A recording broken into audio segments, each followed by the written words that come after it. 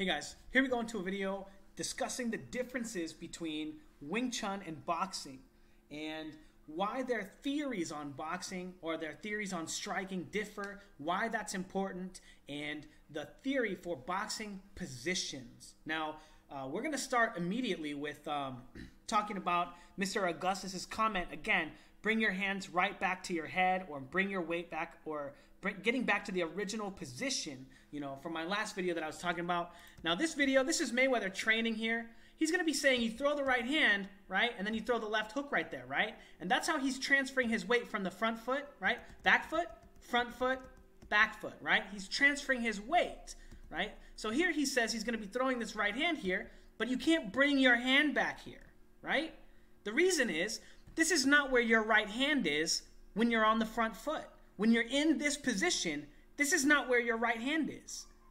Okay? Now, the reason that that's important is because this is where Mayweather starts his right hand, right? See where his glove is?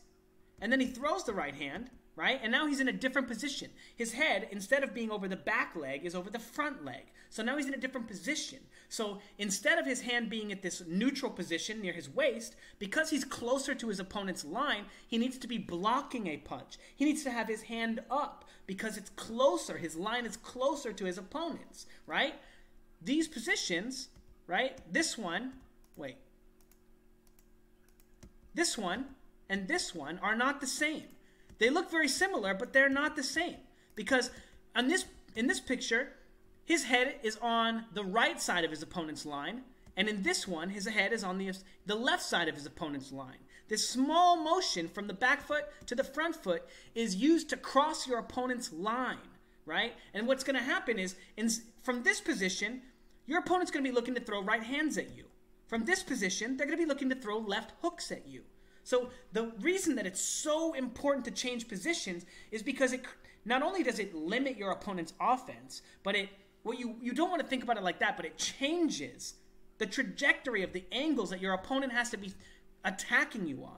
And if you change position, they have to change the kinds of punches they throw at you. So now they're in a position where they were looking to set up a right hand, but now they have to be looking for a left hook. And if they're not understanding that how quickly you can go from one position to another, then they're just going to fall behind, right? And we're going to talk about that in my next video when I do a full breakdown of Mayweather versus Arturo Gatti, right? And Arturo Gatti's kind of fundamental approach to staying on the line, right? It's kind of taking Mr. Augustus's comments, bring your hands or get back to the same neutral position after you attack your opponent, right?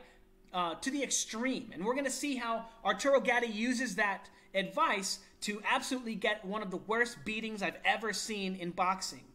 So, Mr. Augustus, I hope that you stick around on my channel and you watch and you pay attention to why it's important to understand that you're changing positions. That in order to get your weight from the front foot to the back foot, right, you don't just bring your hand back, right?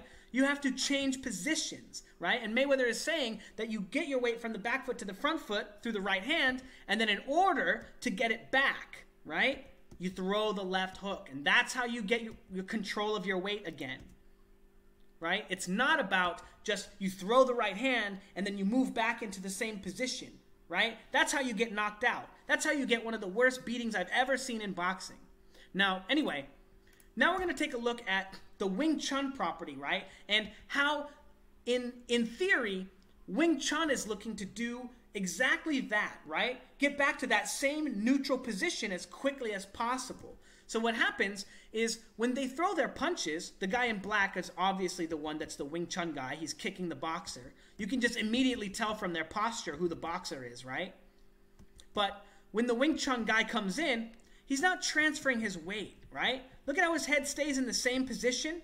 So he doesn't realize that he's in line to be attacked. And I know some of this in this video is going to be because that guy is so much bigger than him that it's easier for him to land his rounded punches before the guy can land his straight punches. Definitely true. Definitely true. But don't focus on that. What I want you to focus on is the fact that the Wing Chun guy's head is nearly in the same position at all times. Okay? No matter what punch or strike he's throwing, he never actually transitions his weight. See how when he's moving around, his head stays in the same position? A lot of people think that this is how you want to be fighting. But if you don't change positions when you transition your weight, you can't throw the correct punches. So you throw the right hand from the back foot, you throw the left hand from the front foot, if you're an orthodox fighter. Vice versa, if you're a southpaw. Now, if you remain neutral, right, and your weight is like this, you don't actually have access to throw any of your power punches. And that's what the boxer is going to be able to do so well, right? So notice, when the Wing Chun guy comes in, his weight, he's moving to the front foot, but his body mechanics aren't changing at all. He's not actually changing positions. He's trying to stay in the same position while transferring his weight, while as the boxer is going to go from the front foot to the back foot, right? See how the boxer, his weight, his head is going to go from the front foot here, right? On the front foot. All his weight is on the front foot here. His back foot's in the air. And then he brings his weight to the back foot through this left hook, right? That's the fundamental misunderstanding that this is exactly what's going to happen when one fighter trains how I say to train and the other fighter trains how Mr. Augustus says to train. This is exactly what's going to happen. That guy's going to stay on the line and look to stay in the same position, right? Because it's more efficient not to change position when you extend your hand, right? But because he doesn't actually change position or throw, like, transfer his weight, he's not able, when he makes this attack with his left hand, to transfer his weight to his back leg, which would actually make him safe from his opponent's left hand, right? As you see, when he gets punched, his head actually winds up moving there anyway, right? So think about that idea too. But the boxer is able to transfer his weight from the front foot to the back foot, right? And we're going to watch this a little slower. Front foot to the back foot and slip his opponent's punch, right? That's because he is transferring his weight from the front foot to the back foot at the same time that he throws this hook. Not only does this allow him to get out of the way of his opponent's punch, but it allows him to get power into his punch and then set up his next weight transition, right? The reason that he's able to fluidly strike with power here, here, here is because if you notice, his weight goes from the front foot, back foot, front foot, even though he's changing positions, back foot, right? And his weight is constantly in transition, whereas you can see the Wing Chun guy, his weight never transfers, ever. And he just gets smacked around. He's not getting his head anywhere. His opponent is able to do anything that he wants with him. And he always knows where his opponent's head is going to be because he doesn't change positions. Boom. Punch after punch after punch. Now again, the absolute best that you could ever hope to be at boxing, if you only practice one position and sticking your hands straight out and straight back, straight out and straight back, is a Wing Chun master with boxing, right? That's it. Wing Chun, straight punches, but you'll never actually learn how to throw a rounded punch because you'll never figure out how to actually get your weight into it. You'll never have a good overhand right. You'll never have a good left hook because those punches absolutely require you to transfer your weight, right? Look at the guy again. Back foot, front foot, right? He does get caught a little bit off guard, right? When the guy just approaches him, right? Controls him, immediately transfers his weight to the back foot and then back into the front foot through that attack.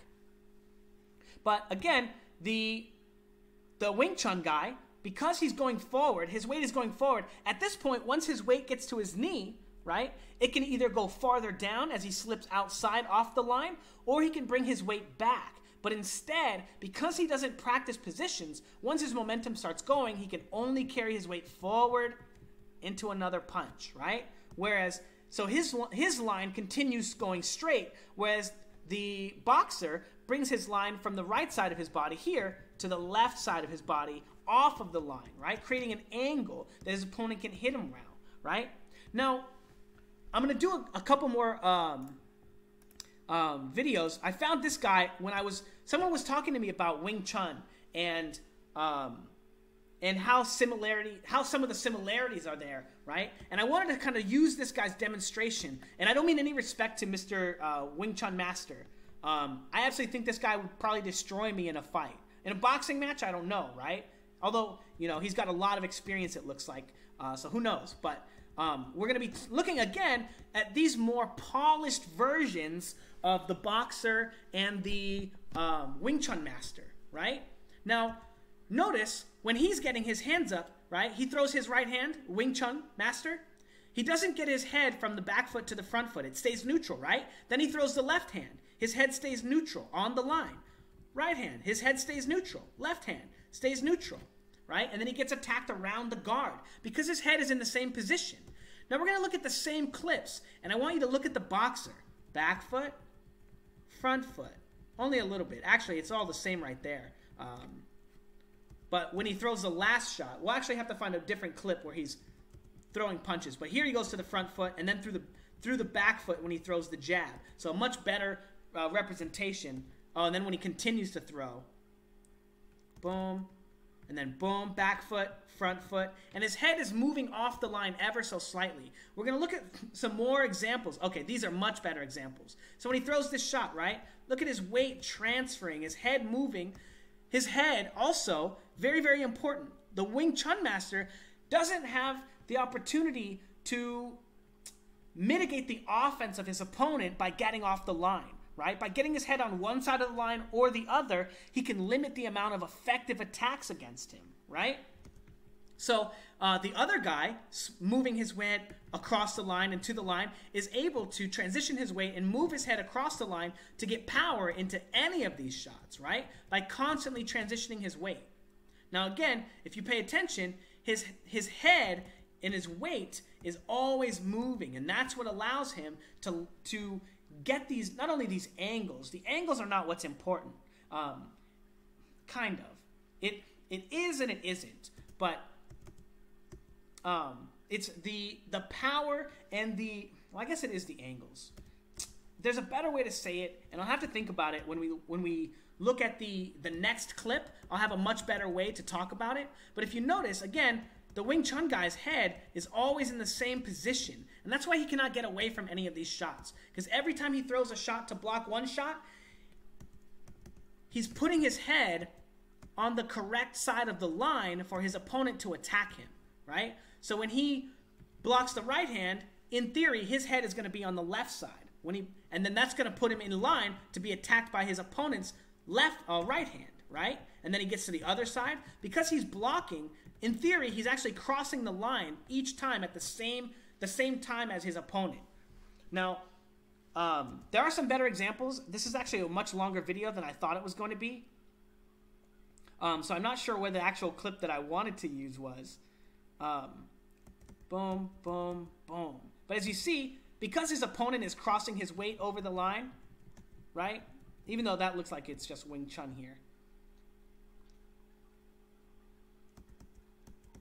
Okay, so this is a great example of what I mean, right? So in theory, each time he extends his left hand or his right hand, his head is going to be in this position. So look at how he's trying to control his opponent's line. And his opponent, when he throws all his punches, he's transferring his weight, right? Front foot, back foot, front foot, right? And he can throw multiple punches, right? Just like the theory of Wing Chun, right? Straight punch, transition your weight, right? Make two punches sound like one, right? Now, the important part of this is that when you're feinting or controlling your opponent with the feint, right, which is going to be this shot, if he gets his opponent to stick his arm out like this and to block that shot, he's going to put himself into a position where he's easily able to be hit by the right hand, right? The right hand over the top. So by getting his opponent to control the shot into the shot here, without transitioning his weight and without changing positions, he's not able to get his head off the line for the next attack. Now that's the part that's most critical, is that each feint, each control, each time the Wing Chun master uses his weight to block a shot, if he doesn't change positions, he's going to be on the line for his opponent's next attack, just automatically. And again, that's one of the reasons why it's the most important part. Now, we're going to talk in the next video a little bit about these motions here. Boom, boom, boom, boom, right? And what they mean. Because in theory, these are the most efficient ways to use your jab and your right hand, right? You're in the position to throw them and land them. 1, 2, 3, 4, right? But this is only part of your weight transition as a boxer. His weight is only getting so far onto his front leg when he throws this right hand. So the next step is to finish that weight transition by changing positions and getting his weight to the front foot all the way. Similarly to how the boxer gets his weight on the front foot here, right? Boom, boom. See how his head is all the way off the line and his weight is on the front foot? That's exactly what the Wing Chun master wants to do after throwing. If you're a boxer, this is a regular standard combination, right? Standard combination, 2, 1, 2. And then you finish your weight transition, right? Boom, boom, and then full hard shot, right? But that's the difference between the Wing Chun master or the Wing Chun fighter, is they don't ever look to actually get all of their weight into a strike. Now, fundamentally, that is not because Wing Chun is more flawed of a martial art than boxing. That's just because Wing Chun looks to do something else with its weight transitions, with its weight, right? It looks to control you up top. It's not really about striking you with your hands, right? It's looking to control you up top to slow your weight transitions down, right? Like, think about this idea. If you're looking constantly to control your opponent's lead hands, right, and then their head, the reason is you want to control them and their weight. And now, I know that Wing Chun also uses kicks as well. So attacking your joints is going to be a very key part of Wing Chun, right? Attacking your knees, right? Attacking the inside of your knee or the outside. So they use these motions to slow you down so that they can attack you in the legs, right? That's where they look to use their weight, is with the kicks, not with the punches. It's kind of like a top-down approach to getting to the base of their body. Because if you don't have control of your opponent's body, right, or their weight, they're going to hit you as they transition their weight, right? They're also going to be constantly moving their feet. So you have to slow them down so you can find your target. Because in my opinion, that's what I've seen from the Wing Chun videos. That's what they look to do with their weight, is leverage their weight into their kicks and their strikes to destroy your base, right? Because if that's the longest distance, that's going to actually be in real combat the jabbing range, right? That's where it's going to be, is farther away, right? And that's why in MMA, leg kicks are so powerful, because that becomes the closest point of contact. So that looks to be where you look to control your opponent's rhythm, control their timing, is with leg kicks. Oh, you stepped on that front leg? Let me give it a kick. Oh, you're about to step on that front leg? Let me give it a kick. And then eventually you can get your opponent to stop putting any weight on it at all, and then you just get to beat them up because you've accomplished your goal of isolating their positions, right? Now again, that's what the Wing Chun guy is looking to do, right? Control, control, control, isolate your position, land a leg strike, break your knee, or whatever, and then the fight's over, right? So fundamentally, the combat system is different. The goals are different. And that's the only reason why Wing Chun doesn't really compete with boxing, because it's not looking to control you, right? Control, control, control. So, and then land, it's not looking to control you, boom, boom, boom, so that it can land a big right hand. It's looking to control you so it can kick you in the legs. Whereas boxing is looking to control you, right? Feint, feint, feint low, and then go over the top. It is looking to control you so that with a little bit of its weight transition, and then finish its weight transition with a power punch. Now, those are fundamentally the only differences between Wing Chun and boxing. Essentially, they're the same thing, right? But Wing Chun fighters, they don't actually, I don't think they practice on heavy bags. That's why they never learn to get real power into their shots. They do have a pretty good strike, right? But there's not a lot of power into it. They don't practice getting their weight into it, right? And that's the only difference. Now we're going to be looking at these gentlemen. It's a boxer in the green, and then the blue is the Wing Chun guy. And I'm going to do a little bit more of a breakdown talking about the positions, right? So first, I want you to watch the Wing Chun guy because he gets hit in the face, right? Right off the bat, the guy throws a 1, 2, 3, knocks him into the punches. And look at the guy. You can tell that he's nervous, right? Look at him. Take his deep breath. He's like, okay, I've practiced this. I know what I'm doing. I know what but he doesn't have, you can tell that maybe he doesn't have a lot of combat experience because he's so nervous, right? And then immediately, boom, gets clocked, and then he goes, ugh, okay, of course, 1, 2, 3, duh, right? But he doesn't transition his weight at all, right? See how his head stays in nearly the same place the whole time? Watch the boxer, though, right? Back foot, front foot, back foot, right? Look at how his head transitions with his hips, right? Boom, boom, right? Transitioning his weight, changing positions, back foot, front foot, and then the guy's like, oh, I have to move positions too. But because this guy does not practice changing positions, he doesn't have any idea where his hands are supposed to be in order to block a punch that's coming at this angle, right? Because Wing Chun people don't look to take this outside angle, right? See how the Wing Chun guy looks to control him with the jab, right? But he just gets easily to the outside of it, right? Then he's got the right hand feint, right? I know it looks like a real right hand, but he uses this, boom, to get him to move his head into this zone so he can attack him, right?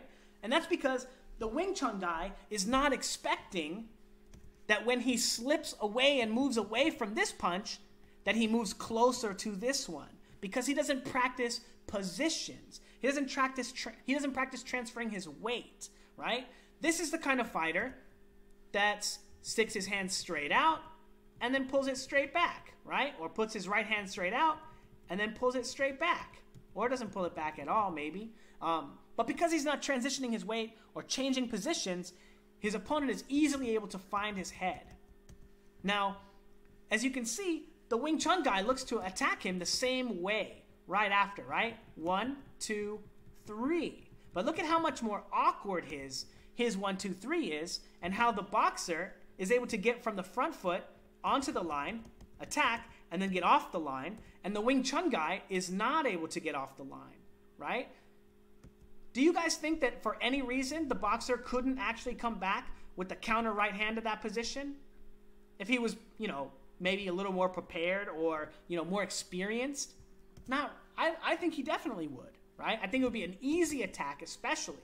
But the reason is because when the Wing Chun guy comes forward, he doesn't change positions at all. See how his hips stay in the same position and he just kind of steps forward through the attack, but his head doesn't move, right? Look at him take the step off the line after, and then he never moves his head, right? Same position, same position, same position. And again, coming forward, right? Control, control, control, control, control. But he never actually transitions any of his weight. His head doesn't actually go anywhere. He just keeps stepping forward and hopping forward and pushing his weight forward and keeping his head on the line.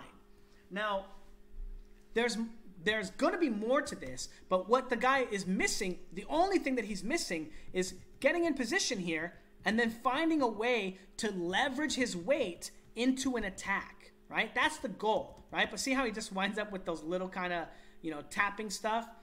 Against a boxer, right? That guy's been hit in the face like, a million times, way more harder than that, right? So those are not real strikes. Those are more like jabs. Now, the boxer here needs to do a little bit better of a job getting his weight onto the front foot here. You can see that he doesn't plant his heel when he's throwing this shot, right? So his foot is in the air, right? You can see his heel's off the ground when he throws his right hand, so he's not able to get his weight into it. But the Wing Chun guy, when he blocks the shot or tries to block or gets his hands out, his head doesn't move. He doesn't change positions at all, so he's not able to actually get away from these attacks, right? Again, the same exact attack, right? 1, 2, 3, right? He's almost getting away from it, but look at how trying to get away from it is naturally changing his body mechanics, right? It does look like he kind of gets tapped right there, but you can see how when he's slipping these shots, he actually is being forced, right, to get his head off the line, right? Now, if you think about this idea and how it applies to slipping, now I don't know that much about Wing Chun, but I don't think they actually have slipping, right? So that means that, in theory, in this position, when he moves his head off the line, whenever he does, to avoid attacks, he's not using the Wing Chun style, right? But again, look at how he keeps his head on the line. He doesn't change position. Control that lead glove. Control that glove. And then control that glove. Actually, I thought he got hit sooner there. So actually he did a little better than I thought. But boom, boom. But again, perfect example, right? When he's on the front foot, right? When you shoot the right hand, he needs to transfer his weight to the back foot, right? Then he shoots the right hand, and then he needs to transfer his weight to the front foot. Then, when he shoots the left hand, he needs to transfer his weight to the back foot again. But because he's not transitioning his weight anywhere, right? Stays there, stays there, stays there. He's easy to find with these attacks. And also, he gets to the point really quickly where both of his arms are extended and he has no control of anything that he's doing. Anyway, like, just to kind of show, like, I think it makes sense, right? You guys can see it. And that's like the main difference, right? Now, if you forget about the fact that this guy is practicing Wing Chun, right? And that this guy is a boxer versus Wing Chun style, watch these motions. He actually just looks like a bad boxer, right? Right? It's not that he's a bad fighter. It's just that this fighting style is not designed to land power punches to the head. It's designed to control you, right? Let's see when he does something, right? Control you, right? From this distance, and then control, and then attack the joint, right? Maybe sweep in, step on it. See how he's, like, this leg right here, the right leg? Maybe he should just take his knee and step on the other guy's knee, right? Compromise his weight transition, right? Destroy his ACL. But that's what you're looking to do, right? Use the opportunities that you control by getting your opponent out of position and then attack them, right? Look at the body kick that he'd be open for right now, right? Boom, boom. And then now, because you're not compromising any of your weight to throw punches, you can compromise your weight and transition your weight into a kick instead, right? So again, in my opinion, I think that's the real goal of Wing Chun. It's not to strike your opponent with hard punches. Whereas boxing, you do use that Wing Chun style, right? Feint, feint, feint, and then you have your opponent on the back foot, and then you land a straight left hand, a hard straight left hand, as you transfer your weight from the back foot to the front foot. See how if this guy was like Errol Spence, the guy in the blue gloves, probe, probe, probe, and then you take that lead leg, you wrap it around your opponent's leg, right? You put it in between their legs on the outside, you get that big step in with your front foot here, right? See how his left foot is right there on that crack right there? And then his right leg should be on the other side of his opponent's leg, and he could just come in with a really great straight right hand right there. Or straight left hand, rather. But that's not really the way that he's looking to leverage his weight, right?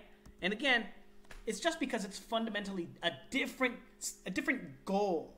But this is what you look like, by the way, you guys, if you train bringing your hands back, right? See how he doesn't change position? Boom. Bring your hands straight back. Bring your hands straight back. Bring your hands straight back. Ah! Anyway, if you guys are interested, the next video that I'm going to be doing for YouTube will be the video on Arturo Gatti versus Floyd Mayweather and how Mayweather beats the crap out of and gives one of the worst beatings that I've ever seen using this style of boxing advice. That's what Arturo Gatti was doing, right? Get back to that same position. Get back to that same position, right? It's bad boxing advice, right? Take it from these Wing Chun guys. It's bad boxing advice. These guys just don't look to get their head off the line through punching at all. They only want to get their head off the line through a kick, you know, or maybe a throw, right? Maybe you get really close and you can, you know, judo throw that fool. But anyway, that's why they have that fast, quick touching stuff. All they're looking to do is block and control their opponent's hands, so that they can attack the body or attack the legs, in my opinion. But anyway, if you guys are interested in hearing more about boxing positions, how to leverage your weight, how to train weight transfers, how to practice transferring your weight, what the goals are in boxing, how to manipulate your opponent's weight so you can land big power punches, and if you just, you know, in general, curious about, you want to learn how to hurt people, right? That's what I talk about on my Patreon. That's all we talk about. We don't talk about that shit, you know, Augustus, whatever Augustus was talking about, how, you know, you're a fake fighter who doesn't understand that your body and the way that you fight is impacted by your opponent's body and the way he fights. The position that your opponent is in, directly affects the position that you get to safely be in. Directly affects the punches that you get to throw. Directly affects how you're standing, where your weight is. So if you practice being on the line like that guy Augustus was saying, and you just stick your hand out and then bring it straight back and then bring it out and then bring it straight back, you're never going to understand how to fight. You're never going to get it. And if you want to get it, check out my Patreon, where I'll be bashing that guy probably a lot. No, I'm just kidding. It's just a relevant example. I hope you're not too butthurt about it. I know you're probably watching this video being like, you know, whatever. Say something in the comments. Let me know. If you ever want to fight about it, like I said, I'll fight you. I don't care. I'll fight anybody. But if don't take this as a man, I feel defeated. Take this as a learning experience, right? If you think you're a clever guy and people are like, man, with those really crappy rules of boxing, you've been able to have this much success. Imagine what you could do going forward with some real boxing knowledge. You know what I'm saying?